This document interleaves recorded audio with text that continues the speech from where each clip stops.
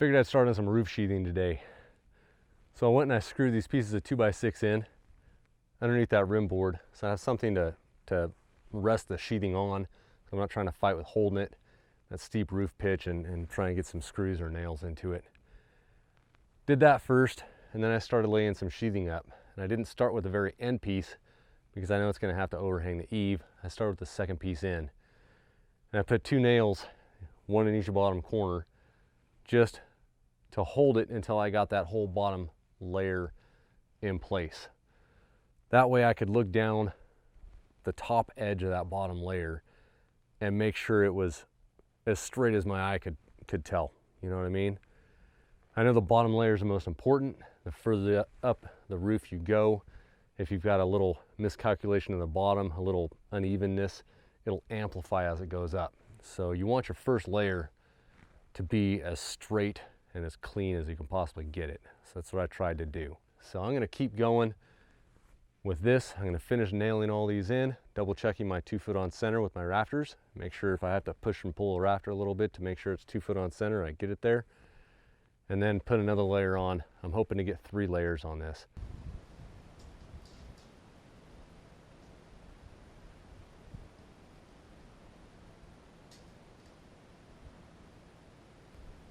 As I'm going across doing the nailing, I'm making sure not just to measure 2 foot on center from the last rafter, but to go 6 foot, 4 foot, and 2 foot and get an average of what it's off. Each one is off, I don't know, some of them were 1/8 inch off, some of them were 3/8 inch off.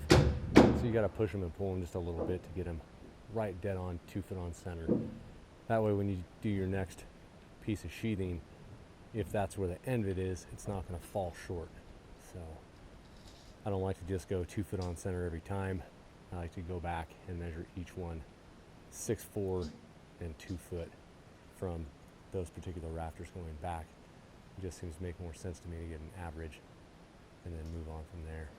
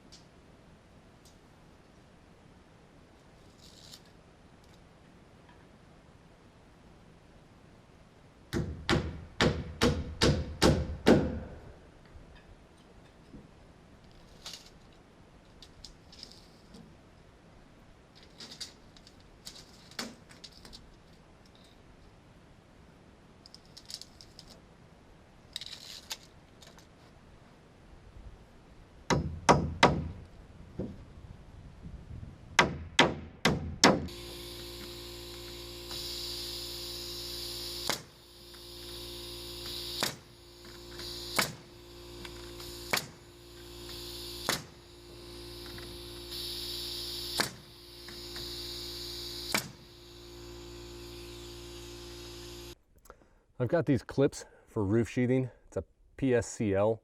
This is 7/16, but you can get them in all different sizes of thicknesses for the roof sheathing, depending on what thickness roof sheathing you're putting up. I picked them up because it makes your roof a little bit stronger in between the rafters at the seams, but it does leave an 1/8 of an inch gap between your pieces of roof sheathing. They say it leaves that gap for expansion and contraction from winter to summer. I don't know that OSB is going to expand and contract too much, but what you will want to think about when you're putting your outlookers on is that you're probably going to want to go 4 foot 1/8 inch on center all the way up instead of just 4 foot, because it's going to add a little bit.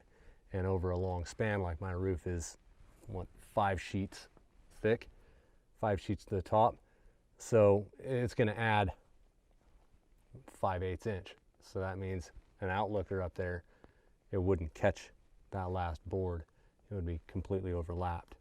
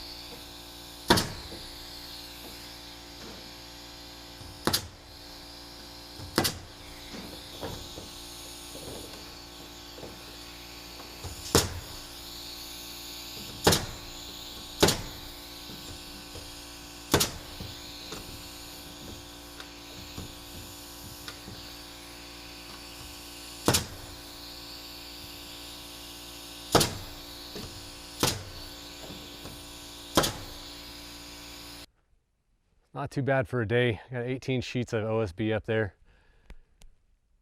I think I can reach those 2 pieces that I left off, the rim board. But I've also got to get the other side started with the scissor rafter before I cover it with OSB. So I want to have room to run the screws in and get the glue on those 2 pieces, this rafter and the scissor rafter on the front, without having to fight with the roofing being there. So we'll stop on this side, with the exception of that last piece over there I'll get done tomorrow. And then we'll start on the other side with rafters and scissor rafters and dormer window, walls, and all the other stuff. So take it easy. Until next time, go make something.